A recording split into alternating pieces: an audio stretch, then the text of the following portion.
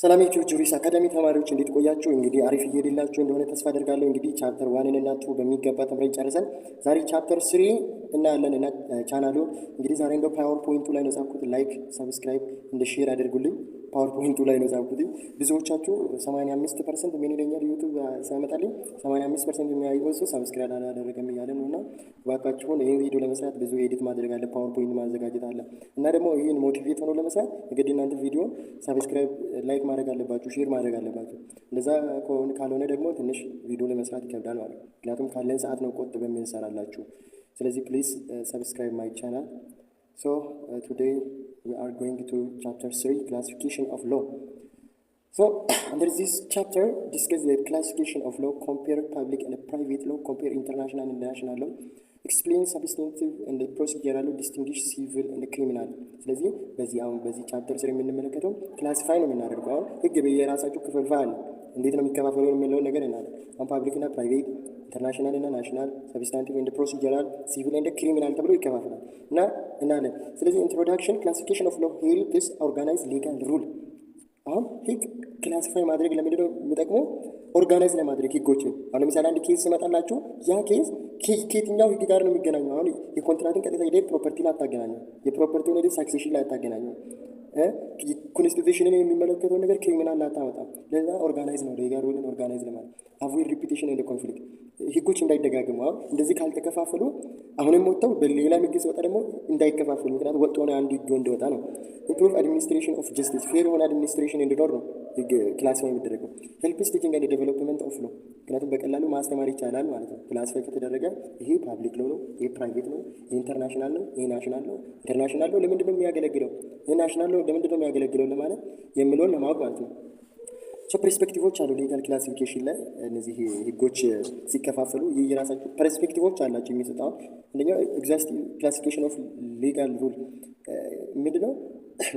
ክላሲፋይ ህጎች ክላሲፋይ መደረጋቸው አንድ መንገድ ነው። ህግ በትክክል ፍሎ እንዲያደርግ ምንድነው አንድ ፐርስፔክቲቭ ነው የሚያወሩት። ሪቪል ናቹራል ኦር ሌጋል ፕሪንሲፕል ማለት ናቹራል ነው ከሌጋል ፕሪንሲፕሎች ጋር ያለው ግንኙነት ምንድን ነው የምለውን ለማወቅ ይረዳናል ይላሉ። ሶስተኛ ደግሞ ኦርጋናይዝ ሌጋል ናውሌጅ ፎር ፕራክቲካል ዩዝ። እነዚህ ሌጋል ህጉን ከፋፍለን ካወቅን በኋላ ፕራክቲካሊ ስንሰራ ኦርጋናይዝ ሁሉ ነገር ካወቅን አሁን ፕራይቬት ሁሉን ክሪሚናል ፕሮብ የተከፋፈለው አሁን ክሪሚናል ኮድ የት ነው? ክሪሚናል ኮድ የትኛው ነው? ፓብሊክ ነው ፕራይቬት ነው? ኮንትራትስ ኮንትራት አሁን ምንድን ነው? ፕራይቬት ነው ፓብሊክ ነው? ፕራይቬት ነው። ፕራይቬት የሆነበት እንዴት ነው? እሱን እንመለከታለን። ፕራይቬት የሚሆንበት ኮንትራት የሚዋዋሉት መንግስት ቀጥታ ዳይሬክት አይደለም መጥተው የሚያዋውላቸው ሰዎች ሁለት ሰዎች ነው። ፕራይቬት እኔና የሆነ ሰው ነው ኮንትራት የሚገባ። ይሄ ፐርሰናል ፕራይቬት ነው። እንደዚህ ደግሞ ፓብሊክ ላይ አሁን ፓብሊክ የምንለው አሁን ኮንስቲቱሽናል አሁን ፓብሊክ ነው። ለምንድን ነው? ኮንስቲቱሽኑ ሀገር አቀፍ ነው፣ ፓብሊክ ነው። የሚፈጸሙ ወንጀሎች በኮንስቲቱሽኑ አንቀጽ መሰረት የሚፈጸሙ ወንጀሎች ፓብሊክ ነው የሚሆነው፣ ፕራይቬት አይሆንም ማለት ነው።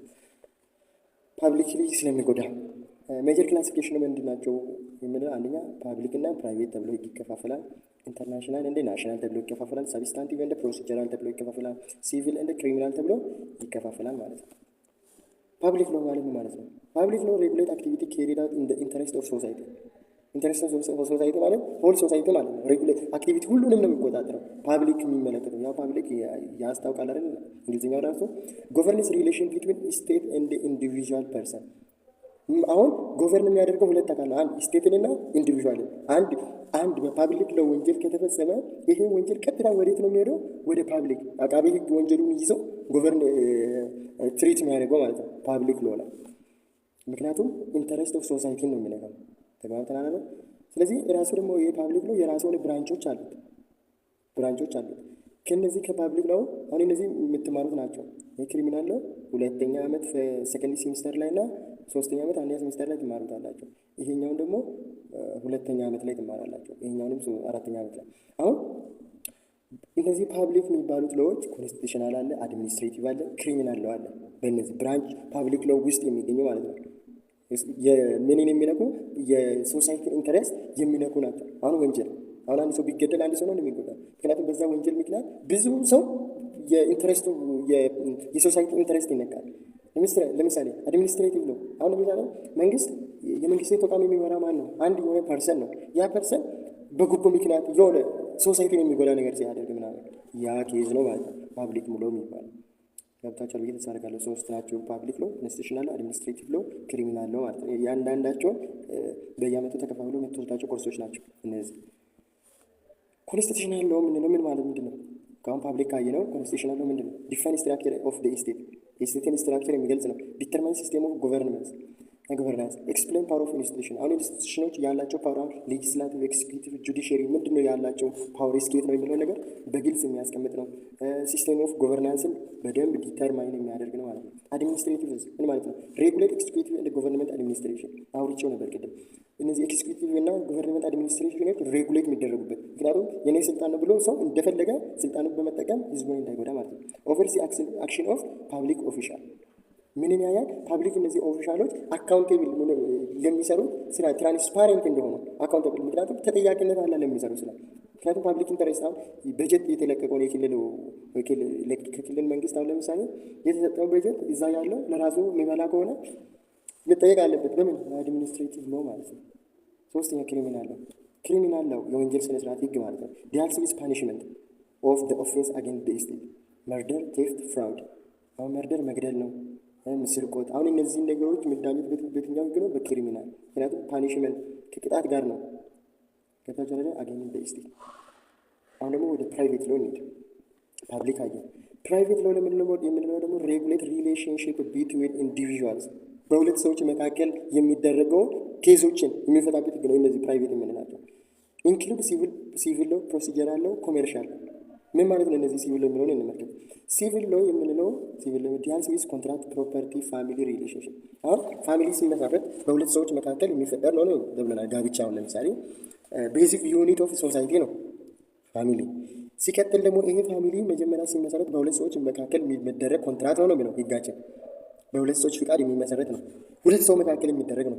ፕሮፐርቲ ደግሞ አሁን ንብረት ህግ አለ፣ ሁለተኛ ዓመት ላይ አለ፣ ሁለተኛ ሴሚስተር ላይ። ይሄ ፕሮፐርቲ ደግሞ በሁለት ሰዎች መካከል አሁን የኔ ንብረት ለእንትና ምናምን ከሁለት ሰዎች ጋር ኮንትራክት ደግሞ ይህም ከሁለት ሰዎች ጋር። ፕሮቴክት ኢንዲቪዥዋል ራይት፣ ፓብሊክ ሳይሆን ኢንዲቪዥዋል። አሁን የኔ ንብረት አብረን ውል ተባብለን እምቢ ካለኝ የሚጎዳው እኔ ነኝ እንጂ መንግስት ነው። መንግስት አይጎዳም፣ እኔ ነኝ። ስለዚህ ፕራይቬት ሲቪል ነው፣ ይሄ ፕራይቬት ነው ማለት ነው። ሁለተኛው ኮሜርሻል ነው። ኮሜርሻል ነው ደግሞ ሬጉሌት ቢዝነስ ትራንዛክሽን ትሬድ እንደ ኮሜርሻል ሩል። አሁን ቢዝነስ ኮመርስ የሚደረገው ከሁለት ሰው ጋር አይደለም እንዴ? ትሬድ የሚደረገው መሸጥና መግዛት፣ የሚገዛ ሰው ፐርሰን አለ፣ የሚሸጥ ፐርሰን አለ። ይሄ በሁለት ሰዎች መካከል የሚደረግ ነው ማለት ነው። ስለዚህ የቀሩትን ፓርቶች ኢንተርናሽናል ሎ፣ ናሽናል ሎን በቀጣይ ክፍለ ጊዜ አሳያቸዋለሁ ማለት ነው። ቴንኪዩ። ቻናሉን ሰብስክራይብ ማድረግ እንዳትረሱ። መልካም ቆይታ ይሆንላችሁ።